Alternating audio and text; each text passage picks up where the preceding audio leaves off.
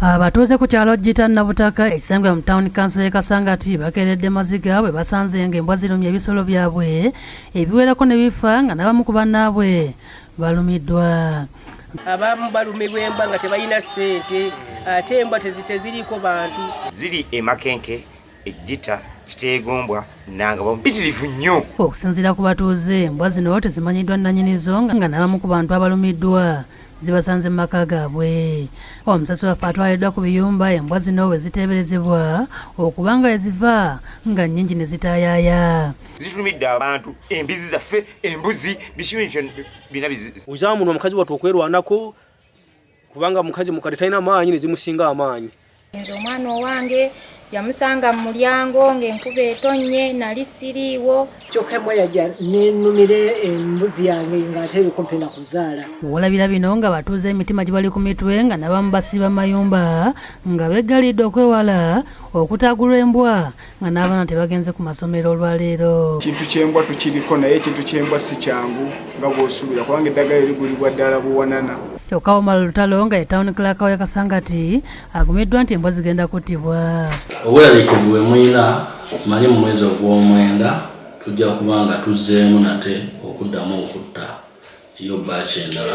N'abatuuze ku kyalo Matenti mu munisipaali y'e Mukono bakeeredde mu ntiisa abantu abatannategeerekeka bwe bawambye omwana w'emyaka 10 era nga muyizi wa kibiina ekyokuna ku ssenga we Beatrice Nagawa abadde agenda okusiika sumbuusa ku ssaawa 11 ez'okumakya. Okusinziira ku ssenga w'omwana ono bw'agenza okweyamba tazzeemu kumulaba nga n'ekidiidde batuuze okumutegeeza nga bwe bawulidde enduulu y'omwana era ne batandika okumunoonya. Babadde bakyali awo ab'omusenyu ne babakubira essimu nga babategeeza ng'omwana waabwe bwe bamusudde mu kirombe seeta mu kirowooza ng'eno gy'asangiddwa ne bamutwala mu ddwaliro ekizuuliddwa nti asobezeddwako. Babadde bava ku poliisi omuntu omu n'abakubira ssimu amumanyi ng'amulabye n'amwekanga. Mu kiseera kino omwana bamutandisizza eddagala eziyiza akawuka ka mukenenya era nga abazadde bali mu bweraliikirivu. Omwana annyonnyola engeri abasajja gye bamufundizizza mu kinaabiro ne bamussa mu mmotoka enzirugavu ng'okuddamu okutegeera abadde mu nsiko.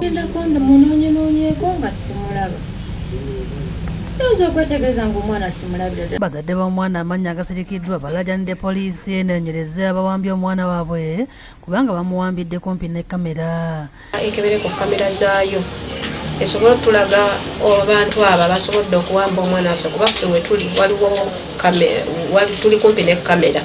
Ebyokwerinda abakala bakwira ebyokwerinda batuyambe mu kitundu ekyo. Naffe abatuuze tulina okuvaayo tukolere wamu nga oli agipika kwa yali agambye tukolere lookout team.